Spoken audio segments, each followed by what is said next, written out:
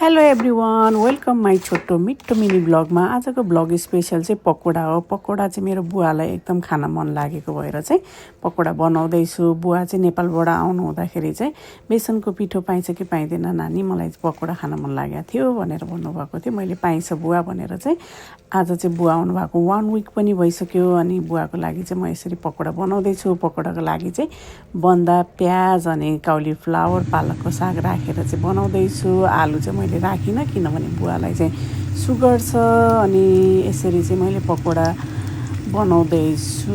मलाई चाहिँ खासै धेरै यस्तो बनाउन चाहिँ अलि मजाले चाहिँ आउँदैन, तर जे जस्तो जानेको छु त्यो चाहिँ मैले बेस्ट दिएर चाहिँ आफूले चाहिँ बनाउँदैछु। अनि पकोडाको लागि चाहिँ हल्का साइड चटनी जस्तो बनाउनु पर्यो भनेर चाहिँ साइड चटनीको लागि चाहिँ मैले केचप अनि यो मस्टर्ड, त्यसपछि यो पामग्रानको सस अनि पिरोको लागि हल्का चिल्ली पेस्ट राखेर चाहिँ यसरी मजाले बनाएँ।